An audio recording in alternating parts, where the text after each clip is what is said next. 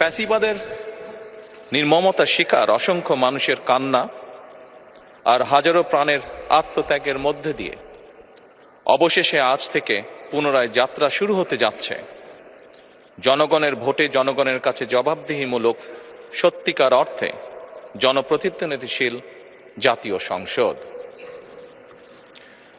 বাংলাদেশের জাতীয় সংসদের রাজনীতির এই ঐতিহাসিক মুহূর্তে আমি আল্লাহর দরবারে শুকরিয়া জানাই, যার অশেষ রহমতে আমরা একটি ন্যায়ভিত্তিক গণতান্ত্রিক মানবিক বাংলাদেশ প্রতিষ্ঠার লক্ষ্যে যাত্রা শুরু করতে পেরেছি।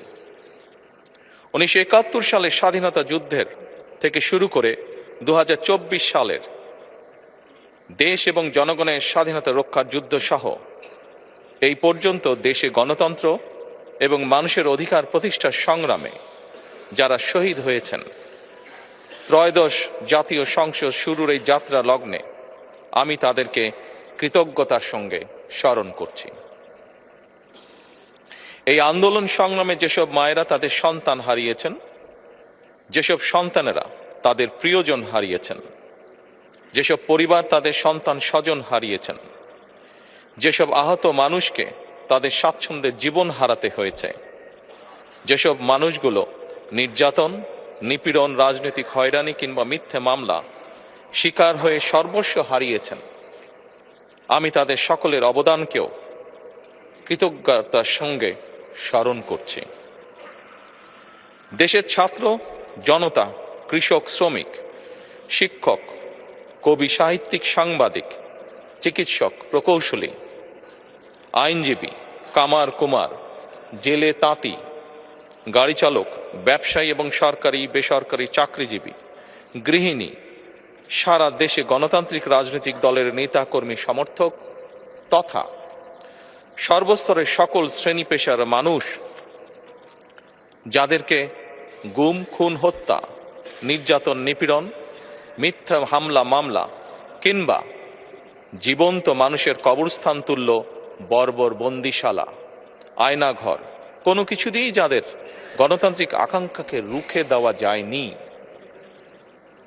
যাদের সাহসী ভূমিকায় দেশে পুনরায় গণতন্ত্র ফিরে এসেছে, আমি ত্রয়োদশ জাতীয় সংসদের এই যাত্রা লগ্নে দেশের স্বাধীনতা প্রিয় গণতান্ত্রিক আমি বীর ছাত্র জনতাকে জানাই অভিনন্দন।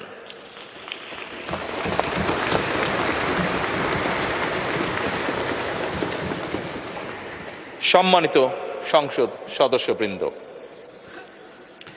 দেশনেত্রী মরহুমা বেগম খালেদা জিয়া জনগণের অধিকার প্রতিষ্ঠায় দেশে সংসদীয় গণতন্ত্র প্রতিষ্ঠা করেছিলেন, সংসদীয় গণতন্ত্রকে প্রাতিষ্ঠানিক রূপ দিয়েছিলেন। সেই গণতন্ত্রকে প্রহসনের রূপ দিয়ে জাতীয় সংসদকে হাস্যরসের খোরাকে পরিণত করা হয়েছিল। দেশে তাবিদারি শাসন শোষণ কায়েম করা হয়েছিল। দেশে সংসদীয় গণতন্ত্র এবং জনগণের অধিকার পুনঃপ্রতিষ্ঠা করার জন্য দেশনেত্রী বেগম খালেদা জিয়া জীবনের শেষ দিন পর্যন্ত লড়াই করেছেন। জীবনে কখনোই স্বৈরাচার কিংবা ফ্যাসিবাদের সঙ্গে আপোষ করেননি। দেশে আজ থেকে আবারও সেই কাঙ্ক্ষিত সংসদীয় গণতন্ত্রের যাত্রা শুরু হলো, আলহামদুলিল্লাহ।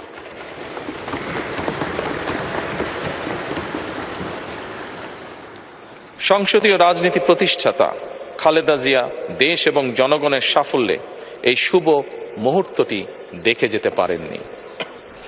আজ তাই এই জাতীয় সংসদে দাঁড়িয়ে আমরা দেশ এবং জনগণের স্বার্থে আপসীর নেতৃত্ব, ব্যক্তিত্ব, স্মরণীয়, বরণীয়, অনুকরণীয় রাজনীতিবিদ মরহুমা খালেদা জিয়াকে গভীর শ্রদ্ধার সঙ্গে স্মরণ করছি।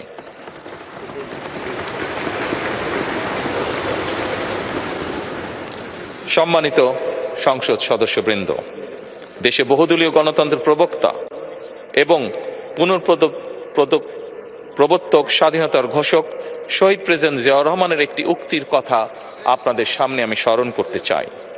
তিনি বলেছিলেন, জনগণই যদি রাজনৈতিক দল হয় তাহলে আমি সেই দলেরই আছি। অর্থাৎ ব্যক্তি কিংবা দলের স্বার্থ নয়, জনগণের স্বার্থই সবচাইতে বড়। এটাই বিএনপির রাজনীতি।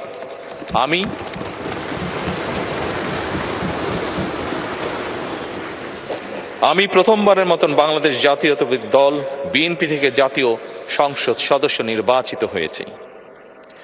জাতীয় সংসদের সংসদীয় দলের নেতা নির্বাচিত হয়েছি।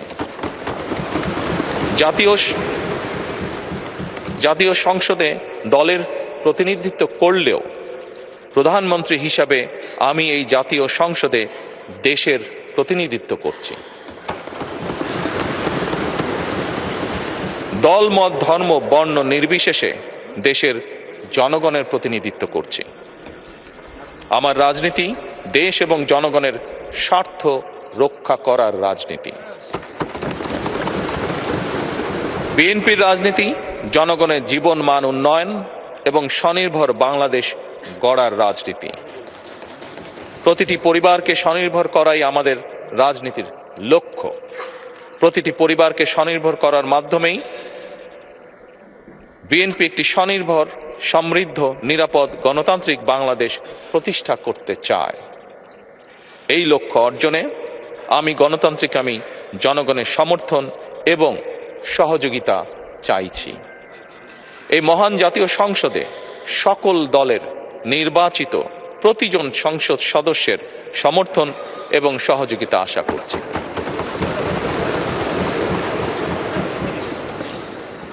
সম্মানিত সংসদ সদস্যবৃন্দ, আমি বিশ্বাস করি আমাদের দল কিংবা মত কিংবা কর্মসূচি ভিন্ন হতে পারে, কিন্তু তাবেদার মুক্ত, ফ্যাসিবাদ মুক্ত একটি স্বাধীন, সার্বভৌম, নিরাপদ, স্বনির্ভর বাংলাদেশ প্রতিষ্ঠায় আমাদের মধ্যে কোনো বিরোধ থাকতে পারে না, বিরোধ নেই।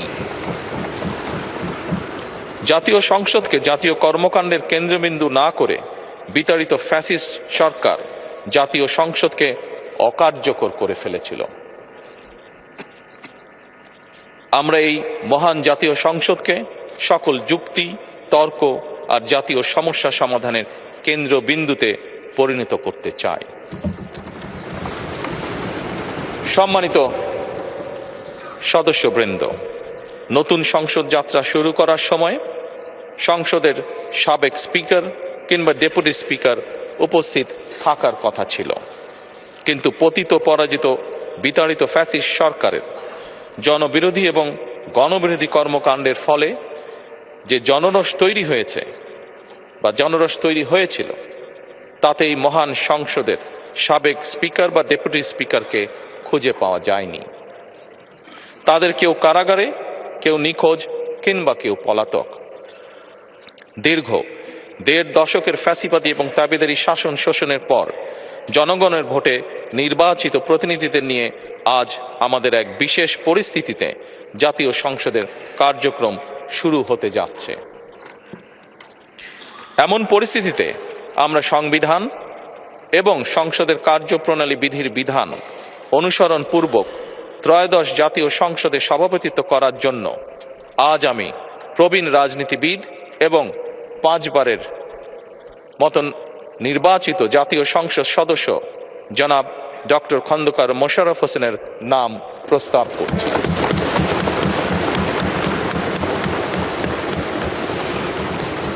সম্মানিত সংসদ সদস্যবৃন্দ, আমাদের সংসদীয় রীতিনীতির ইতিহাসে এই ধরনের পরিপ্রেক্ষিত নজিরবিহীন নয়। 1973 সালে তৎকালীন প্রধানমন্ত্রী মরহুম শেখ মুজিবুর রহমান ওই সংসদের সদস্য মাওলানা আব্দুর রশিদ তর্কবাদীশের নাম প্রস্তাব করেছিলেন।